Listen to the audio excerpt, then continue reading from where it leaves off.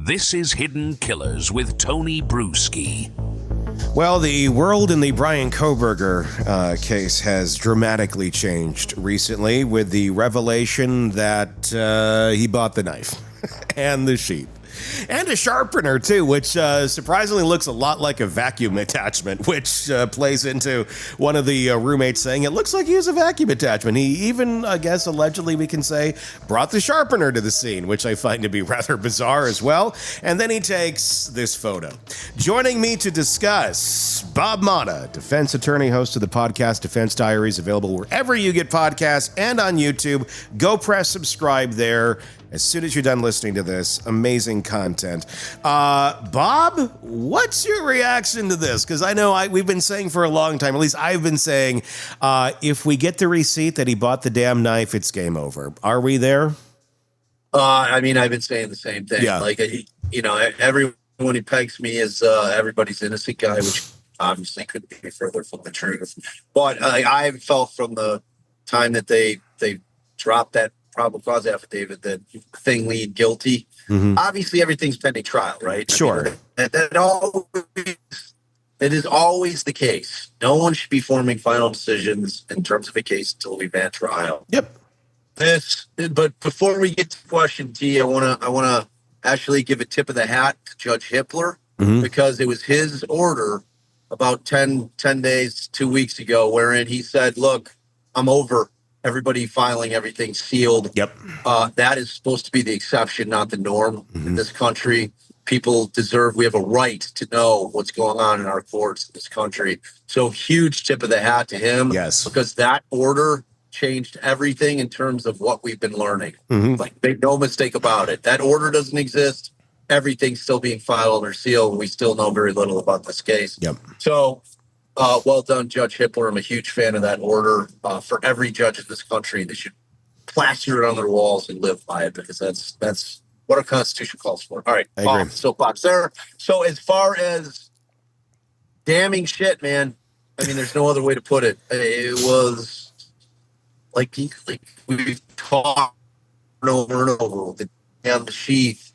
If we see this kind of linchpin evidence that he in fact made the purchase of the weapon and the sheath, in my estimation, it's game over. Yeah. So now, like, we had an interesting conversation with Andrea Parkart. She's a defense attorney.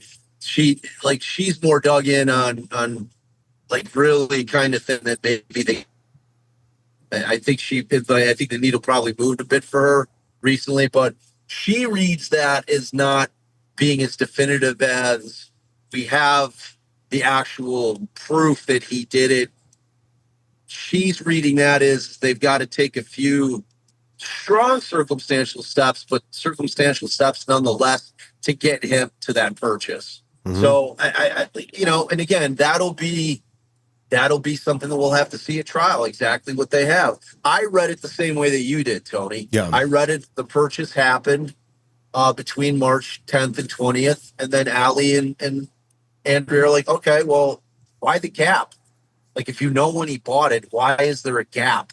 Now, that could be he bought the knife at one time. He bought the sharpener at a different time. He bought the vacuum hose. Who knows? Yeah. We still have to speculate as to what all it means. But, certainly if there's a time frame in terms of the weapon being purchased in March of 2022, that's obviously months and months ahead of time. Mm-hmm. And, we're going to have to look at what that time gap means. Does that mean that they don't have an actual purchase from him, or are they going to have to say, okay, this was an account, much like our family uses one Amazon Prime account. My 30-year-old daughter still uses our Amazon. If there's multiple people in there. All that being said, if he doesn't have an answer or where the hell that thing went, he's done. Yeah. Well, and let me ask you this, because I found this to be a bit interesting. He bought the sheath while he was out in Pennsylvania. This is before he's there, technically. So he may not have even known these people at this point in time yet, or had any inkling about them. So I think there may be difficulty to show some sort of intent of like, well, how would he buy this intending to kill these people that he didn't even know existed? I don't know that that's important at the end of the day. I think, he has the knife. It's part of his toolkit. It's his resources. So if he decides to go do this, he already has the knife. And the fact that he owns the knife is the linchpin, and that's the key part of it. But does it matter that the knife, the murder weapon, was allegedly bought almost like half a year before this crime even took place? No. I mean, I don't take this as a John Hinckley, Jodie Foster type thing. Yeah. Like, I'm going to go shoot the president because I love Jodie Foster and I want her to love me. Yeah. Like, I think that, he had an idea that he was moving towards doing something like this. Mm-hmm. I don't necessarily think that he had to have anybody specific in mind until he did. Yeah. And when he got out there, he probably laid eyes on Kaylee somewhere. Mm-hmm. And she became the target. Yeah. I think based on what we've heard, it's starting to say, if we're to believe her father, Steve, which I have no reason not to. I know he's emotional. Yeah. I don't sweat him on that. I would be too. Sure. I'd be out of my fucking mind. Yeah. If somebody did this to my kid. So I don't critique him at all. No. In any way, shape, or form, because that's how a parent should feel. Yeah. So in terms of, just like kind of this concept that the defense might try to untether that knife to them because of the purchase price being so far in advance, I don't think that concept, if the defense tries to run up the flagpole, will resonate with the jury. Mm-hmm.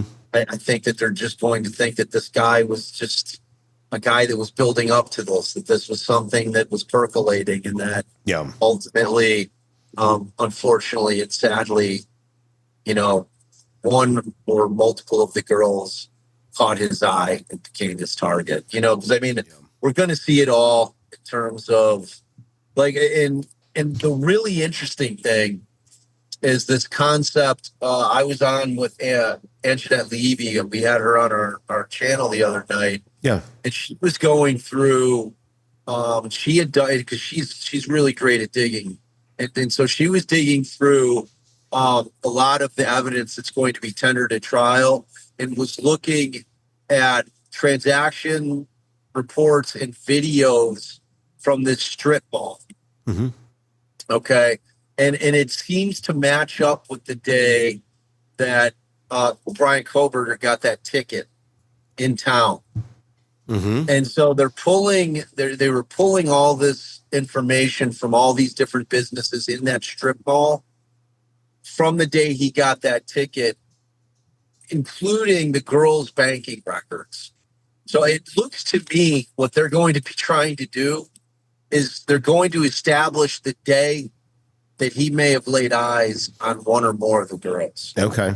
And then from that day forward. So, and wasn't he in his second year? Was that his first semester at Washington State?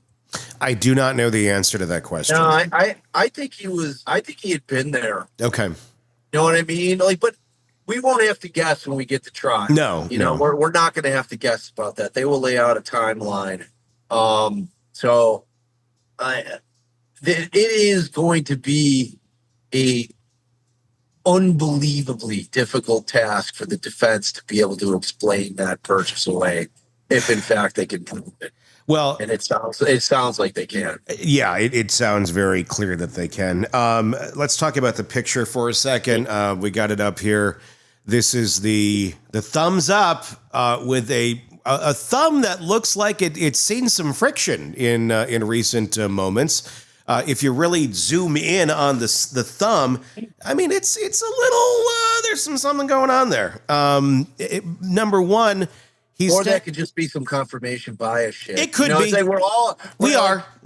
I mean, we're all looking at that picture because, like, you cannot help but look at that picture with the thought in mind that, okay, we know what you just did. Within hours of this picture. Yeah. Like literally within like 5 hours of this like picture of when it would have taken place. And he's all cleaned up. He's in the whole damn thing is weird. Number one, he's taking a picture in front of his shower. There doesn't appear to be a curtain, or it may just be pulled over. Who knows? But he's doing the thumbs up. It's like, why? What is this? This is. You said off the air earlier. This is the definition of a ghoul. If this is the guy who did this, and he's doing is this his souvenir, or is this like a bat signal to the other incels out there of, look, mission accomplished, or something like that? Because we don't know his digital history yet either, that footprint. I would not be surprised if we're going to find out he was in some sort of groups out there that are incels, and this is like a, hey, I got one for the team, or whatever the hell they think. Yeah, it's like all of that is going to make its way out there. Like, I'll be curious to know whether or not even, like, if that was a posted pic. Yeah. Because that'll go a long way towards answering the question, was this a souvenir?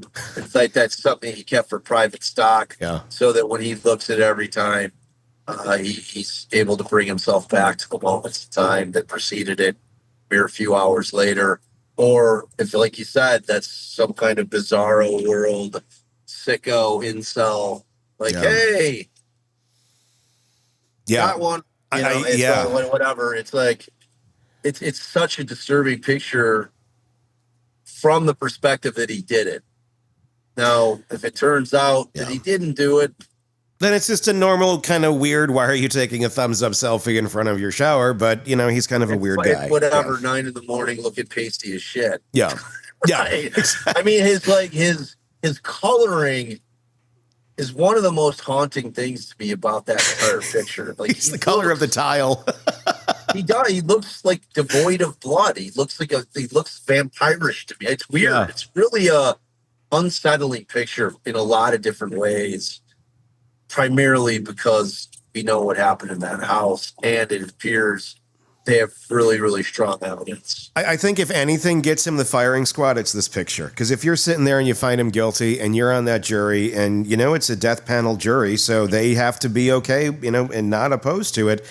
If you need that little push to put you over the edge to go, yeah, this guy should die, that does it.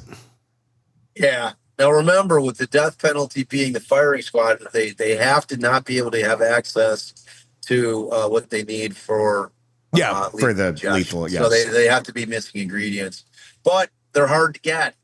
Yeah. Well, either way, it's like, if anything gets him killed, that's it.